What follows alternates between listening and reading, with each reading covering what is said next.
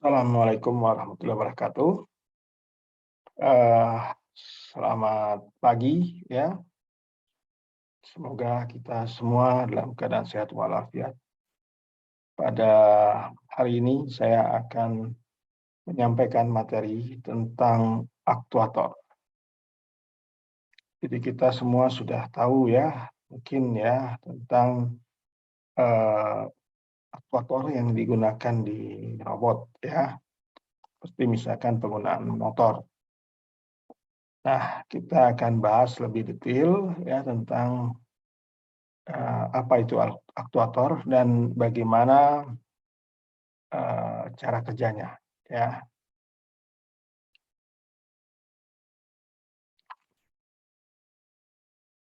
Jadi sebelum kita masuk kita perlu tahu basic daripada aktuator.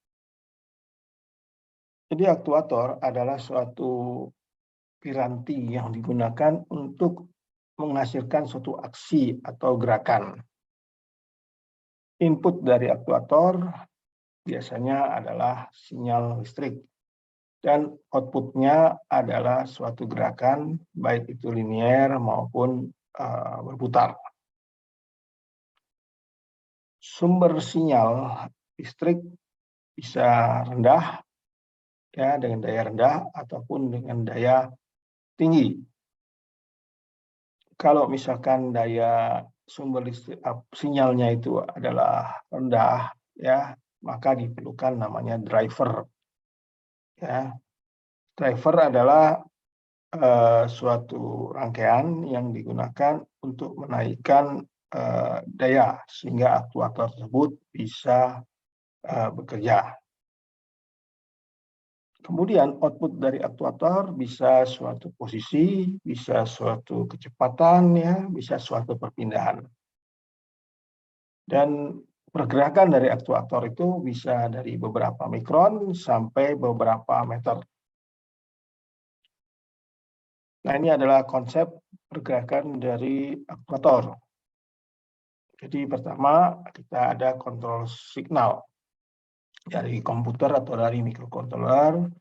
Kemudian dengan suatu driver yang disebut dengan power amplification, jadi penguat daya ya dan modulasi, diubah sinyal yang kecil tersebut menjadi sinyal yang besar ya, kemudian ditambah lagi energi dari uh, luar.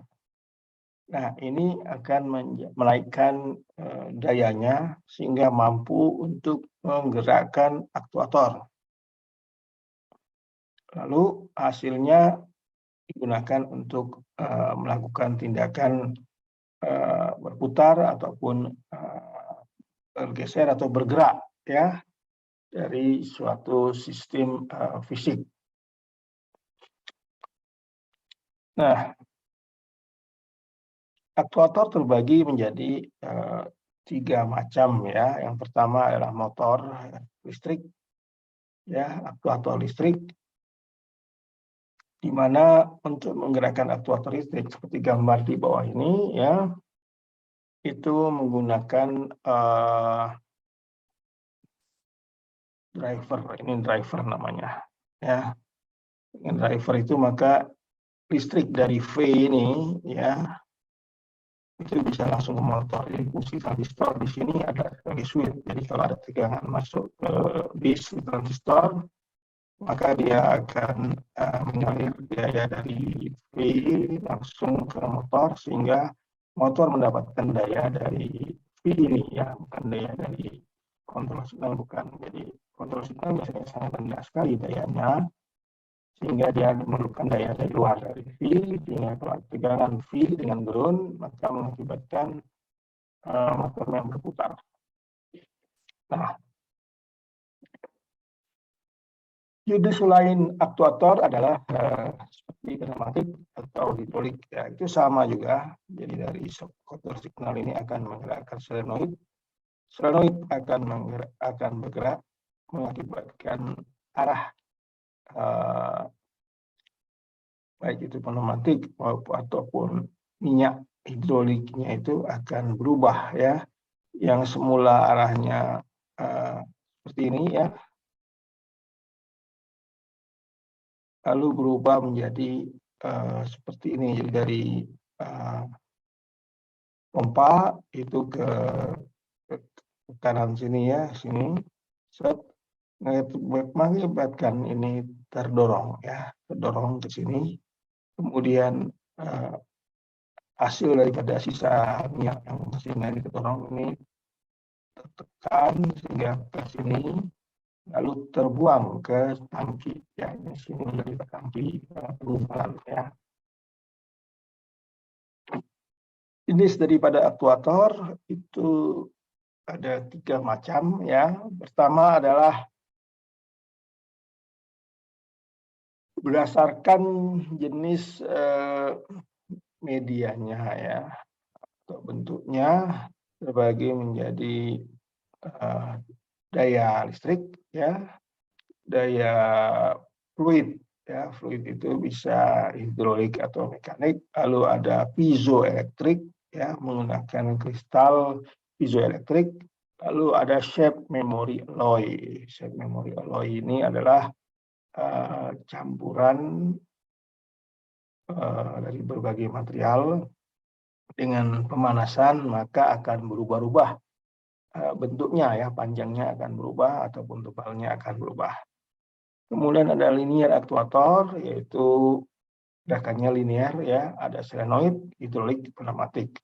Kemudian ada rotary aktuator, dia bergerak ya, berputar ya. Ini bisa dari motor, dari hidrolik atau pneumatik. Kemudian tipe-tipe aktuator yang biasa dipakai di kit robotik itu ada relay, ada DC motor, dan ada servo motor. Nah, untuk relay itu cara kerjanya adalah dia menggunakan suatu kumparan ya, seperti kumparan seperti ini. Jadi kumparan ini kalau dialiri listrik maka dia akan menjadi magnet. Nah, kalau magnet dia akan menarik sumbu tengah ini ya, sumbu tengahnya ada pairnya, ada kondisi normally close ya, sehingga dia terhubung titik atas.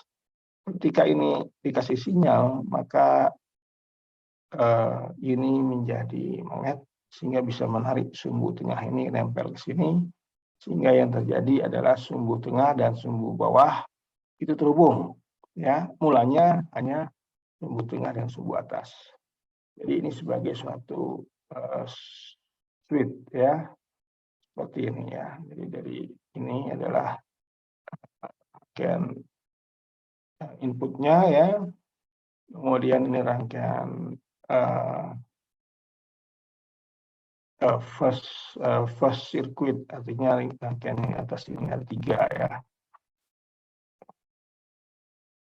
Nah ini kalau kita lihat ini yang hijau ini kalau dikasih listrik dia akan menjadi magnet sehingga bisa menarik bagian sini. Karena ini ketarik maka ini titik ini di tengah dengan titik atas akan terhubung ya. Jadi dia ada 3 kaki, yaitu normally open, com dengan normally close ya. Lalu cara menggerakkannya itu biasanya relay. Kalau kita punya microcontroller, kita harus hubungkan dengan namanya transistor ya.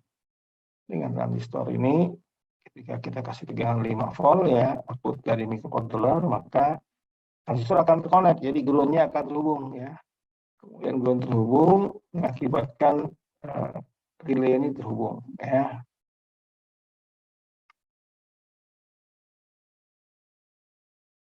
Nah, misalkan contoh untuk gerakan relay adalah untuk menghidupkan kipas angin ya, menggunakan transistor ya, seperti ini kita pakai sensor LDR. Kalau kita tutup maka di sini akan gelap ya. Kalau gelap dia akan mengaktifkan transistor ini, kemudian karena transistornya terhubung ke transistor berikutnya maka transistor berikutnya juga akan aktif, lalu ground ini terhubung bawah dan atas ya. Nah, kalau terhubung maka ininya akan bergerak, sumbu yang tengah ini sehingga dari daya dari sini akan terhubung ke motor dan motor akan berputar ya. Ini bisa juga kita buat proyek misalkan untuk aktivasi relay karena hujan ya. Kita taruh sensor hujan di sini, dia akan on, akan menghasilkan piezo aktuator. Jadi akan menghasilkan bunyi ya kalau misalkan hujan. Jadi ini proyek praktis yang bisa dibuat ya. Oke, kita lanjut ke DC motor yang mungkin nanti akan banyak digunakan. Dia menggunakan arus arah atau DC ya. Ini adalah DC motor yang terdiri dari magnetik pinggirnya, kemudian di tengahnya itu ada namanya armatur ya, jadi pada gulungan koil, lalu ada bearing, kemudian ada komutator ya. Komutator ini ada sikatnya ya, sehingga dia bisa berputar. Nah, ketika kita kasih listrik ya, maka arus ini akan mengalir karena dia tadi pakai brush ya, pakai sikat akan nempel ke sini arus listriknya sehingga akan mengalir ke sini dan terjadi tarik menarik atau tolak menolak di dalam kumparan terhadap magnet yang ada di luar, sehingga kalau dia tolak menolak ya, selatan dengan selatan misalkan ya, tolak menolak, sehingga ini akan mengangkat ke atas, lalu ini tarik menarik saat yang sama, sehingga dengan terus menerus maka akan terjadi putaran daripada motor listrik ya. Nah, untuk menggerakkannya itu yang paling sederhana adalah kita pakai switch ya, switch on off itu bisa menggerakkan. Kemudian untuk ngatur putaran kita pakai potentiometer ya, seperti rangkaian di bawah ini. Kemudian kalau misalkan kita mengatur arahnya ya, arah putarannya itu pakai switch seperti ini ya. Jadi ketika switch-nya ke atas, maka positifnya itu adalah bagian atas, kena ke motor. Ketika kita switch ke bawah, maka positifnya itu adalah kena yang bagian bawah, sehingga arah putaran daripada motor itu berubah. Nah, karena switch itu tidak begitu baik ya, jadi digunakanlah driver ya, edge bridge namanya. Jadi kalau switch on, maka harus dari C ngalir ke motor, kemudian setelah itu ngalir ke ground sehingga putar ke arah berlawanan jarum jam. Kemudian kalau kita hidupkan yang A dengan D, maka motornya akan berputar ya, berlawanan arah jarum jam. Nah, supaya bisa berputar ya kita hanya berikan input di A, B, C, D. Ya, ini menggunakan microcontroller ya. Jadi kalau A-nya 0, B-nya off, C-nya off, D-nya on, maka dia akan berputar harus jarum jam. Jadi A dengan D ya. Kalau A dengan D on, dengan A dengan D on, maka dia akan berarah jarum jam. Ya, kalau yang on B dengan C, maka dia akan berlawanan arah jarum jam ya. Ya, B dengan C, dia akan berarah berlawanan arah jarum jam. Nah, driver yang biasa dipakai untuk motor itu adalah L293D ya. Di mana isinya adalah switch seperti ini ya. Dalamnya tinggal kita ngasih tegangan ya 5 volt untuk di kaki A, B, C, D tadi ya. Nah, ini di A, B, C, D ya, kita kasih, maka dia akan berputar ya. Jadi ini sama dengan tabel tadi ya, cuman kita pakai IC ya, A, B, C, D-nya kita ganti dengan pin 1 ya, pin 2, pin 7 ya untuk motor 1, kalau untuk motor 2 pin 4 ya, pin 15, ini nomor 15 ya. Lalu ada nomor 10 dan nomor 9. Fungsi enable di sini adalah kita memberikan driver tersebut aktif. Jadi kalau kita tidak aktifkan enable, apapun input yang kita berikan tidak akan membuat motornya bergerak ya. Oke, jadi untuk materi aktuator hari ini cukup sekian ya. Kita lanjutkan kegiatan di perkuliahan di minggu depan. Terima kasih. Assalamualaikum warahmatullahi wabarakatuh.